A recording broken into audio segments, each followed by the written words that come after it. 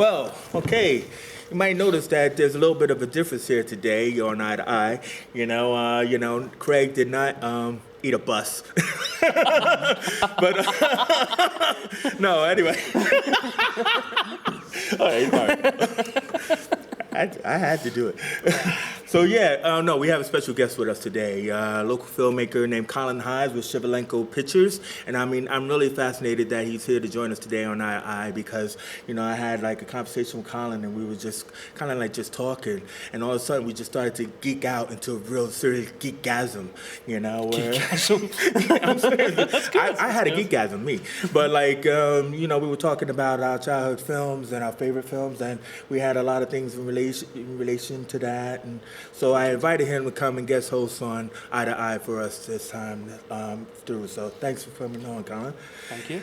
And everything like that. I'm called the hijacker, by the way, so we'll just call you Buzz.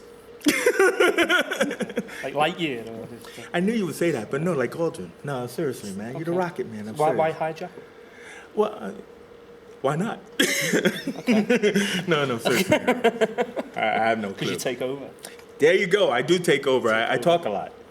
So, you have to interrupt me from time to time. But yeah, so let's talk about 70s films, man, because, I mean, I'm pretty sure there are a lot of people who don't even remember the 70s, but, we were talking about, like, Kung Fu. I mean... It all depends what you want to remember from the 70s. Well, that's true.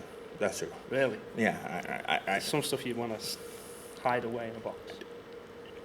But I would like to remember the 70s.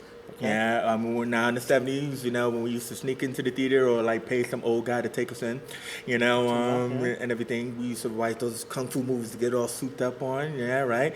So, I mean, even though I'm an American boy, you're a British boy and everything, I'm pretty sure it was the same, would you think? Yeah, I think so. It was the same. I grew up, I'm not really a 70s boy as such. I was born in '68. So. Okay. I was born in '65, but we don't have to. We'll cut that part. But it was the videos of the '80s that sort of got me back into the '70s. You watched a lot of stuff when the video boom hit, and you watched a lot of things that you weren't around the first time. Yeah, no, definitely. I mean, because really, it was like in the '80s when the whole like Five Deadly Venoms wave came in. That's when people really were getting into it. Yeah. But I mean, it all began with the king, the master. Yep. Jimmy Wang Yu. Well, okay. This is true. You can't. No. You were so right. I mean, this is what I love about this guy.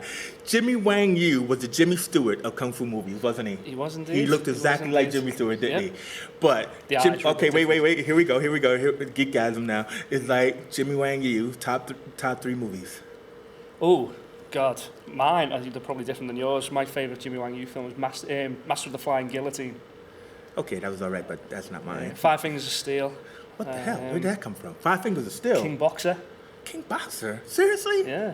Oh, man. Now, here's the problem. One-armed swordsman. Okay, now we're getting there. But here's the problem is that, these are like Chinese imports, so they have different names. So probably over here you have that as well. But I've heard of Flying Guillotine and King Boxer. But okay, then I'll say Screaming Tiger? No clue what you're talking about there at all. Maybe I'm wrong. As you say, it might be a title difference. Yeah. Well, One-Armed Boxer, definitely. One-Armed Boxer. Master of the Flying Guillotine is the sequel to One-Armed Boxer. Okay, but it also was probably known as One-Armed Swordsman.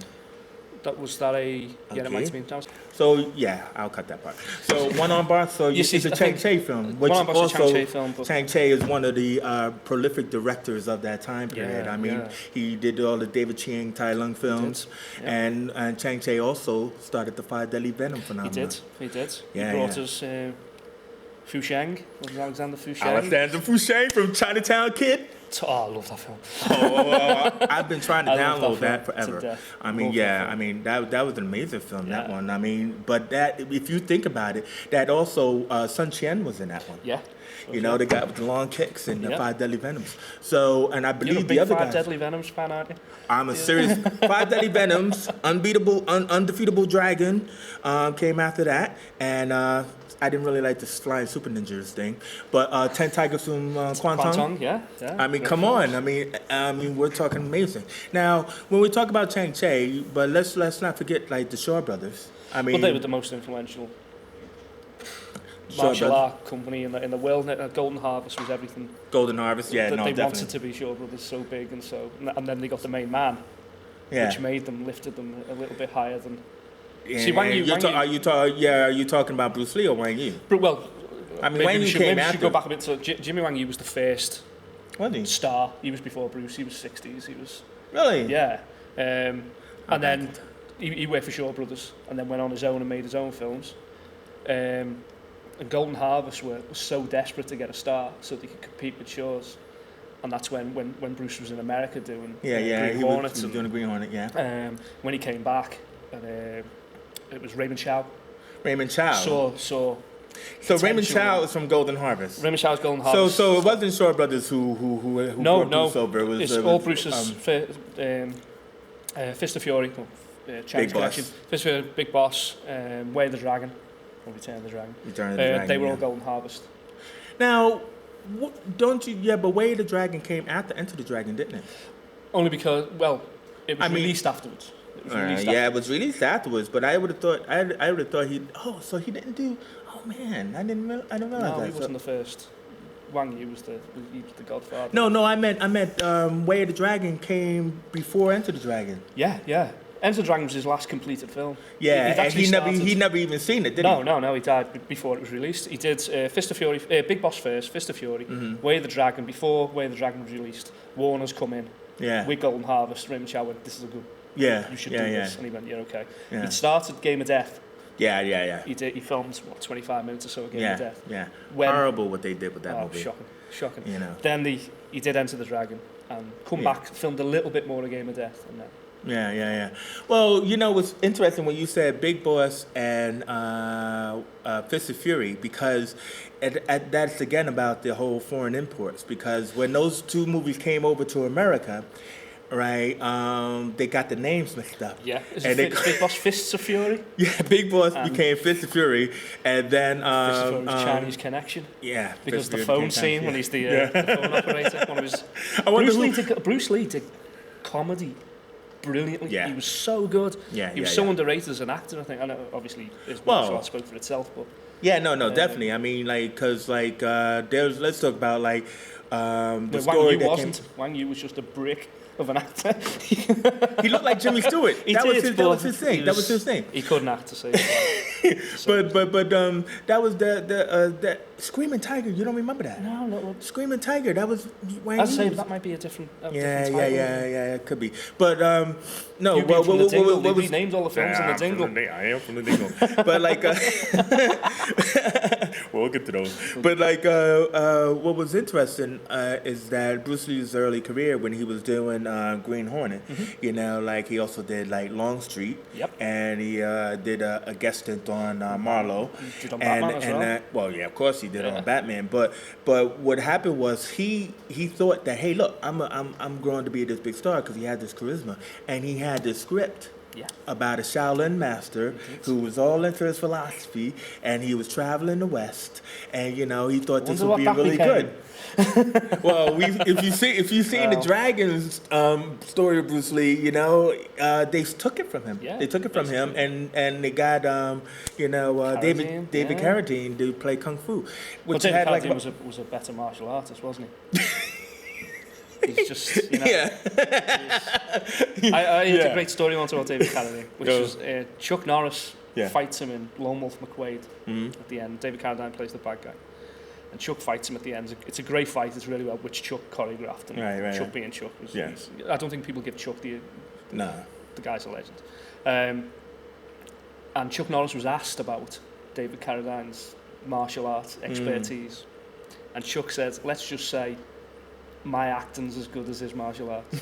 Which I love that. But then, well, if he said that, what did he think of Bruce Lee when he had to play the bad guy in Way of the Dragon? Well, they were friends before that, weren't they? So that was a favour. I don't think Chuck really wanted to. Yeah. I don't think he wanted a career in film at all. It was Steve McQueen. Well, at that time, he was this big, burly-looking guy. I mean, it looked like he went through some kind of plastic surgery or something like that. Very hairy guy as well. Yeah. But at that time, he was still world champion. I think Bruce just wanted Yeah, to he fight wanted. someone Well. It's smartness. He wanted to bring in the American audience. That's exactly. And he what. actually did do it, didn't he? Was very Because cool. like they shot it in Rome. Yeah. And everything, and that was a big thing to take a Chinese production over the room. And then they brought in the American champion so that way people would watch it. But then there was probably that whole argument about, hey, I don't know if I should lose. I think Chuck knew where he stood when it comes to that. I think he knew. I don't. Chuck said he didn't actually think it'd be released anywhere else. He didn't. No, because it wasn't happening. Chuck actually did a film right after that in Hong Kong called Slaughter in San Francisco. Oh, I remember that horrible one, but he was the bad guy. Yeah. He's dubbed. He's Lo Wee directed it. Who directed Fist of Fury and Big Boss. Oh, okay. I think they just kept him on. The guy called Don Wong is the star. Yeah, I remember Don Wong. Great kicker, Don Wong. Yeah. I think Way of the Dragon was because it was Bruce's first directed film, and he wanted to make a big impact, and then obviously Game of Death would have been his second. Yeah. I mean, that whole flexing scene was just like the guy was like phenomenal, man. There's He was been like nothing. a pufferfish. Yeah, there's been nothing ever like him. There's people who've tried, but then you can go into we talked before about blaxploitation films. And Yeah. There was the Bruceploitation films. Oh, forget about it. There was Bruce Lee, Bruce Lee. I remember one called Bruce Lee. Fantastic. He made There was Dragon Lee. Yeah. There was Bronson Lee. There was remember the Bronson Lee with the whole big hair? And then it was kind of a combination of Bruce Lee and Charles Bronson. Yeah, Bronson Lee. Bronson Lee, because did he do 60 Second? Yeah, 60 Second Assassin, or was that the Possibly, other guy? yeah. I think he went on to. I think Bronson Lee was. I'm going to really geek it out now. I think his actual real name is Tadashi Yamashita. Okay. He's in the Octagon with Chuck Norris. Oh, okay, yeah, He plays the guy in the suit. Yeah. The Sakura, I think it's his evil brother or whatever. And he's great in it, but he just died of death after that. He was No. I think trying some big. We'll get a mixture between Bruce Lee and Charles Bronson. This would be great. Yeah. But I mean, but didn't Chuck? I mean, he had a weak death in there though, didn't he? In Way of the Dragon? Way of the Dragon. Didn't he have a weak death in there? I mean, he got kicked in the nuts or something like that? Or I think he got his neck broke at the end. But I think there was a bit of... Bruce felt sorry for him at the end. He covered him up. And it was like, good two fighter. Men. Yeah. And I mean, I was just wondering if it was one of those kind of things behind the scenes. Like, remember Bolo and Enter the Dragon, where, like, he bites his leg and he dies or something? Yeah. You know what I mean? It was kind of like, I can't die because I'm really big. You can't kill me. Bolo made a decent career for himself, Bolo Young. Chinese Hercules. Yeah. I love that film. Oh, God. Everybody loved it when they were a kid. But, I mean, But, I mean, so in finishing that off, but let's talk about, like, the 5 Deadly Venoms. I mean, these guys were amazing. I mean, like... Can you name them all? Not really. Can you name who played them all? No. I know them. Chinese guys. Yeah, Chinese guys. I know them, but I mean, like Quo. I would call him just Quo because I think it was like Quo Chu. That was like the cool older guy. He played the. He was the smart one. Well, that's the thing about Shaw Brothers films, and Chang Cheh, who was the legend of Shaw Brothers films. He always wanted to do something different. He didn't want to just two guys fighting on a mountain at the end. Yeah, no. He brought all. I know you're into mythology and everything. He brought all that into kung fu films, and no one had ever seen that before. It was always "You Kill My Brother." Yeah. It was a mystery. It was a mystery that was actually pretty cool. Even though Sun Qian would kind of like walk around like, like in the background, he was so nice, and he had a really dubbed voice that you didn't suspect him and stuff. But it was really cool. I think it was cool because it felt like superheroes. That's it. Because they all had masks. Because they all had masks and everything, and they would run around in the dark and all that. It felt like a superhero film. Especially, you got to think that, like, in this time frame, there were no superhero movies. That's it. And that's what we covered a lot on. Let me ask you something. Have you seen any Shaw Brothers movies that weren't dubbed? Have you seen original languages? No, because like they're not as fun. I don't think. No, they're not. They're not because I mean, like. If you try to download, because I do downloading now, I've been trying to get 7 Blows of the Dragon, and every time I try to download it, I always get the original Mandarin version, and it's just not the same. It's not the same. It's like worse than watching Monkey or Water Margin. You know what I mean? It just doesn't. It just doesn't feel like the same. It has I think the that was same the thing. weight That was half the pleasure of it. Seeing that there was always one. probably. There's always one guy who did the hero voice. Yeah. And he was always like, what are you doing? Yo. Yeah. I can imagine because Offended your master. Yeah. He was great. Yo, kill my father. Yeah. No, like because you'd always have the fey bad guy. Yeah. I would say the fey bad guy. You know, like the small tiny guy in a suit With a mole and hair coming from his mole. Yeah. It's like really, it was very like 1940s, you know, Nazis or something. Well, that's the thing going back to Fist of Fury. Yeah. Bruce did a lot of things with the Japanese in it. It was quite I know it's a it was a strong very statement at the time of Chinese and Japanese. They had a lot of rivalry, and it was skin tone. It was skin tone was the problem. Well, that was funny, isn't it? Right the way through the 70s, it was a skin tone decade. Yeah, well, you know, it's like you could tell them. Yeah.